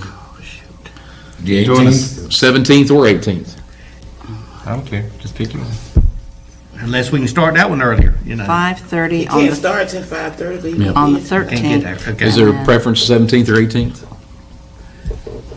I just stick with the 18th. I'm open both. They haven't picked one yet. 17. 17. Did you say 17, 18? No, we I said 18th, unless there's an issue with that. 18th, go. All right, 18th, 13th and 18th at 5:30. And the 18th will be the meeting that the officers will be elected and everything at that time. And the board Yeah, dinner. that too. Okay. All right. 5:30 for both of them. Yes, ma'am. And you'll decide, I mean, I'm not saying don't have them all on the same. No, but I day. think we can get most of them on the 13th. We'll just have a handful on the 18th. Less than a handful. Yeah, I'd like for us to try to get as many as we can on the 13th. Exactly, me too. We don't need a long meeting on the 18th. If we don't have a lot of other stuff to do. No, I don't. Generally, that regular meeting in December is pretty light. Yeah, So, well, maybe we can get them all in. Priorities, Terry. That's right. So that's the calendar. The 13th, 18th. Okay. All right. Board member updates, anybody? I got one quick thing. Bright Ideas grants for tonight. So I don't know. I sent it to Mark. I just want to update y'all. Tideland awarded Washington High School Susan Davis $1,964.90. Let's see here. Bath Elementary Melissa Boyd $820. Chocowinity Middle Heather Summers $1,903.81. Chocowinity Middle again, Lisa Baker, $1,972.95. Yay. So they're all getting their checks tonight. Good, cool, good. Anything else for board members? I want to once again thank this gentleman and the lady beside him, Miss Duke, and all the other staff that, Miss Apple beside him, you know what I mean. For all their work, and particularly Miss Wendy Pettaway as well, but Lisa Duke and the two right here beside me, for all their hard work on November 7th. We had 1,200 kids roughly in attendance in Williamston, and we had roughly 50 exhibitors, and I have not heard but good things about the whole event, how smooth it went this year and so forth, and the word's getting around that Beaufort County is really stepping up doing this event. So Beaufort County ain't just cows and plows anymore. we're not cows and plows. I thought that was a good comment when I read That was spur of the moment. That was it was a good one. And Mr. Chairman, and a lot of us here went to the annual conference last week, and it was a great conference. A lot of information was out there that was disseminated to us in breakout sessions of different things. But one of the things that I took away that I enjoyed the most was the students that were asked questions up on the stage. Very bright students, but their responses to the questions they were asked were so insightful. And I sat there and thought, what a wonderful thing if we could carry a little piece of that to Beaufort County and have an informal question and answer session with some of our high school students. What are we doing? What could we do differently to represent you? These were, like I said, very bright students, but their answers were somewhat different from time to time and then in agreement. And so it would be something I'd like for us to think about, maybe having a similar little thing, maybe a couple of times a year. We get a lot of input from teachers and parents. We don't really get that much from our students. And years ago, I'm not saying it's a good thing, not saying it's a bad thing, but at the time I thought it was an excellent idea. And that is, we had a student representative on the Board of Education. That's prior to merger, when it was the Washington City Board. And they bring a different opinion on the issues. They do. We have student advisory councils that meet and talk about things. I agree with you, Matt. But I agree, and also I went to my short meeting on the School Board Association Board on Wednesday morning after the conference concluded. And anyway, make a long story short, that was one of the things that was brought up in that meeting, that they thought that student input was important and they would like to see more of that. I would too. Okay. Anybody else? How about the superintendent update? Just want to remind everyone that school will be closed for students on the 21st, 22nd, 23rd of this week for Thanksgiving. 21st is an annual leave day, 22nd, 23rd are holidays. Also, the board is reminded that they are invited to the Washington High School Sports Complex ribbon cutting at 4 o'clock on Monday the 26th, the Monday after Thanksgiving. I'm assuming everybody got their invitation to attend, I hope. I didn't hear about it. I didn't hear about it. Okay. All right. Well, consider this your invitation to the ribbon cutting of the Washington High School Sports Complex, 4 o'clock, Monday, November 26th. Okay. Monday after Thanksgiving, 4 o'clock, brief p.m. presentation. It's 5:30. No, 3 o'clock. Okay. 4 o'clock on Monday, the 4 o'clock. 26th. Monday on the 26th. And for my fellow board members, tomorrow afternoon at 3 o'clock, we will start the second round. At the of Skill interviews. Center. At the Skill Center. Okay? That's all I have. And we appreciate you being here. And we also want to say happy Thanksgiving to everybody out there, the parents, staff, faculty. Hope everybody has a good Thanksgiving. Now I need a motion to adjourn. So moved. Second. A motion and a second. All in favor say aye. Aye. Opposed? That's he done.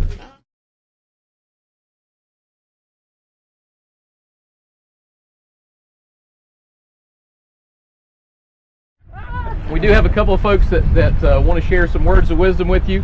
And first and foremost, I want to say thank you so much. If there is a better example of what Beaufort County is all about, I can't find it in the sports complex. The folks from the ground up, between the commissioners, the Board of Education, certainly the athletic boosters, parents, students, faculty, and staff at Washington High School. This is what community spirit is all about, and we greatly appreciate it. And there are a lot of people making this work, and a lot of people to thank, and I know we're going to do a bad job of thanking all of them, so I would say thanks to everyone who's involved in any way, shape, form, or fashion. We are joined today by Scott Smith, manager at Lowe's. If you don't know, Lowe's has donated 370 trees and shrubs for the program. 370 trees and shrubs for the program. None of those that you see behind me now. Scott, come on up here. We'll be donating the labor to do the work as well. So Scott will also, Lowe's is also donating labor. We greatly appreciate them. Charlie Manning, also. Charlie? I'm with V.E. Singleton and Sons, and quick story, when I was 15 years old and child labor laws were a little different than they are right now, I worked with Singleton, with Wayne Singleton, on this job site, and we built this school. And I'll tell you, this is the toughest job that they've ever done because the ground's tough, and you can look right at it and tell that it's mighty wet. So bear with us on the timing of this thing. We're going to work it when we can, but it's some challenging ground, and we're excited about it. It's good ground for a soccer complex, though. But we're excited about being a part of it, and I think it's a great project to get behind. Mr. Fred Watkins from the Booster Club. Yes, the Washington Athletic Club is the support group for athletics here at Washington High School, and our job is to help provide the needs of athletic sports when things come up, and one of them is this, and we definitely needed a full-size soccer field, and so the athletic club is also contributing towards the project. And we just like to thank the county commissioners and the school board for having the wisdom to not let this piece of property leave us so that we could expand out and have this extra space. Thank you very much. Dr. Cook, last but not least. Well, thanks everybody. It's been 3 years and we're making progress, and hopefully by the fall we'll have the men's soccer team practicing on this field. The secondary field we hope to have ready by this fall, but it may be spring. That's a football-sized practice field. And finally, the JROTC and the band will have their own place to call home out towards the road, so they won't have to practice in this parking lot anymore. I'd like to also recognize Dr. Cook and Catherine Glover. Where are you? Please raise your hand. Yes? Yeah. Okay. These two have been pounding the pavement relentlessly, and we cannot thank you enough for that, and don't stop. But thank you for all that you're doing and will continue to do. Roy, Fred, hit the ribbon. Come on up here with us. Come on. Charlie. There we are. Well, we are going to make this official. We'll get a 1, 2, 3. 1, 2, 3. And the part of this that I have been waiting for is we're going to all pose in front of the bulldozer for a minute to show that we mean business. Start on! Oh, it's big. You know how it is. Smile, Big John. You know how it is. That you're probably The worst part's over, buddy. This spring will have about 12 inches. Liz, you're way back there. I don't believe I'm on John's bulldozer, man.